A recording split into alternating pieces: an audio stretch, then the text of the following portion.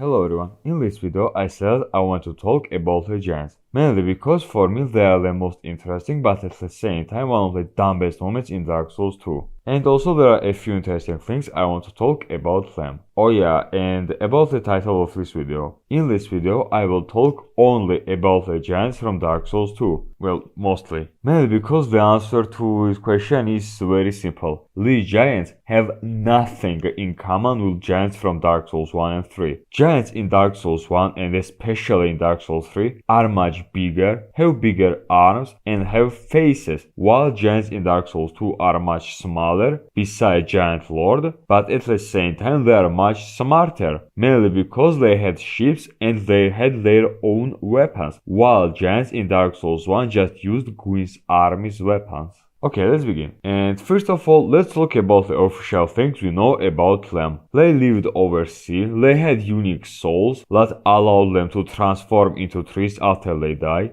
Their king was probably a Four Kings reincarnation, and that Nashandra started a war against them in order to get the Throne of Wand. Many people say that Nashandra lied about the invasion, but now the interesting thing. What if she didn't lie about the invasion? What if giants really wanted to attack Drang? Queen learned about that and she told it to Wendrick. You might ask a very logical question. Why would giants attack Drang? The answer to that is very obvious if you think about it. Giants, just like golems, can consume souls with their face. Remember how golems work. As soon as they suck any soul, they start to move. And remember, golems were made with giants' technology. And just like golems, giants can consume other beings' souls with their faces. You might say, well, only because they have the same face doesn't mean that they can suck other beings' souls. Yes, but on this argument I have a very non-obvious answer. Before we fight any boss with a cutscene, we see a red pulsation.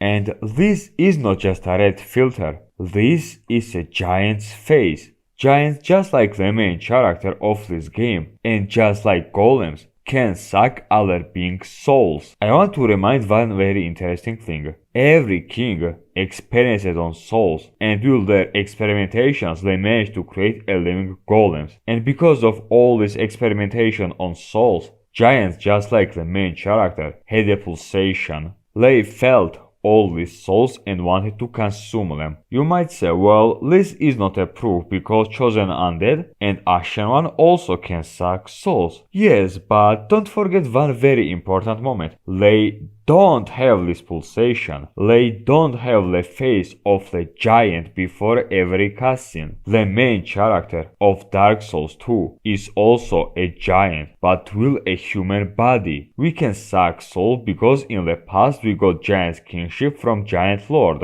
And what this does to us? Well, first of all, this allows to control all golems. And secondly, with a giant kingship we can use souls more effectively. Remember, level up in this game is much cheaper than in other games.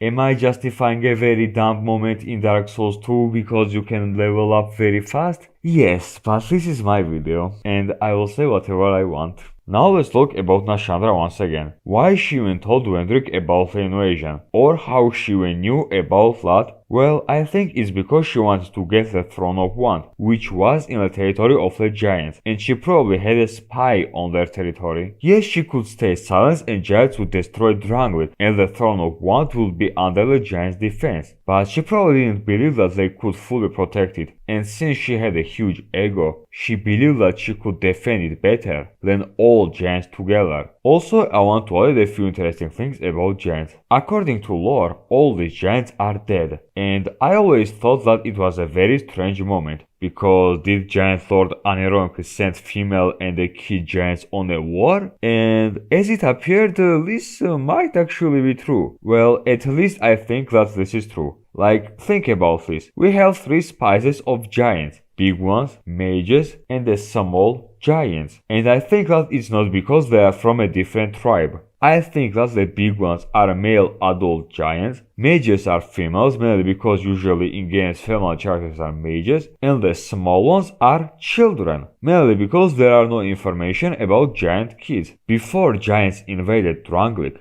Wendrick suddenly attacked them, and because of that they killed most of the male giants. And because of that, Giant Lord used every last giant he had besides his own kid in order to attack Drang, but they lost, and all adult giants were killed, mainly because they were too dangerous to be left alive, and the small ones were captured by Aldea, and he conducted experiments on them. Now let's talk about the Giant Lord. According to one of his soul descriptions, he was killed by an unknown hero, and his beaten and broken remains were dragged beneath the stronghold, where he was sealed away. And I have a few questions about that. First of all, if he was killed by an unknown hero and his remains were dragged, how the fuck he revives when he sees us? Why other giants just don't revive themselves when they see us? Because they lack anger toward us? I really don't think so. Secondly, many people say that to be more specific, the main character of this game is the one who killed him, and I think that this makes absolutely zero sense. Let's remember how we even meet him. In order to meet him, we have to meet Ancient Dragon, that gives us an item, which allows us to visit memories. And now the interesting moment. Many people say that he is a giant which was converted by Aldea, but I don't think that this is true. Let's think for a while how Aldea even managed to convert a giant into a dragon. That makes absolutely zero sense. And even if he learned how to do that, why he just didn't recreate more dragons? Aldea was a huge dragon fan, and he wanted to recreate them in order to find a cure from hollowing. If he could, he would recreate them all, but he was just unable to do that. I think that in order to revive Ancient Dragon, he from zero created his body and combined giant soul, and most importantly, soul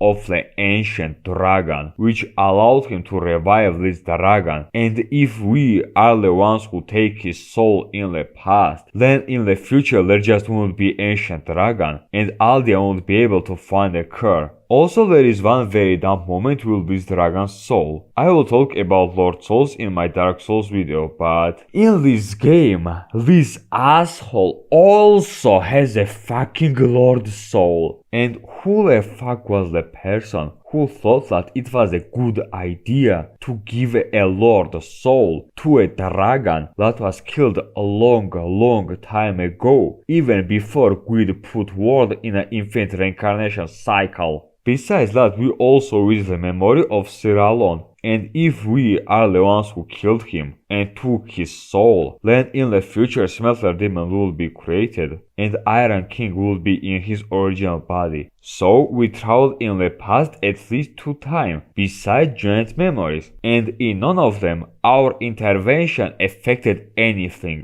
While the only thing that we changed in the past was Giant Lord's death. The answer to that is not that obvious. I think that we don't travel in the past, we just travel in memories as a spectator. Basically, we don't exist there and can't interfere, but we can take items. For example, in the past there was a pen. We took it, but the pen is still there. We don't take the original pen, we just take its duplicate. You will probably ask 2 very logical questions. First, if we are in a spectator mode, why mobs attack us? Well, you honestly think that in a game named Dark Souls, someone will allow you to travel without beating the shit out of you? And the other is, who killed Giant Lord if we weren't his killer? Easy answer, Drummond. If you listen to him, he said that he wanted to fight the Giant Lord and was willing to sacrifice his own life just to take him down. And coincidentally, his corpse and armor can be found next to Giant Lord boss arena. He probably sacrificed himself and managed to kill the Giant Lord. Also about the question, who is he talking to if we are in a spectator mode and don't exist there? Well, I have 2 answers. First is that there actually is someone there, and the other is that it's just a game's conventionality. Developers just made him talk in order to explain what is happening around. You might ask, well, why is he attacking us when Drummond is his killer? Easy answer also. Before Giant Lord died, the last person who he saw was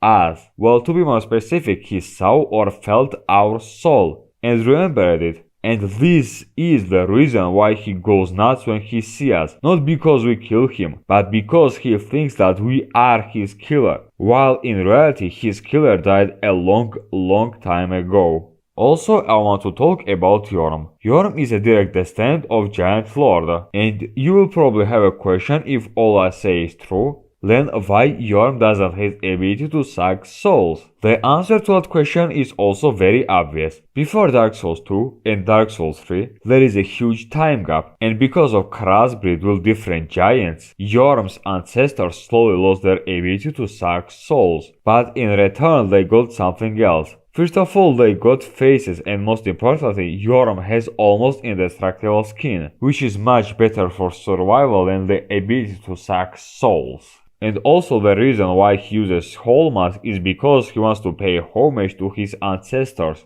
To be more specific, to Giant Lord, who was the second strongest giant after Yorm. But all these are just my theories, and what do you think of it? If you like it, I will be very grateful if you share this video, and with this I will say bye bye to you, and I will see you next time.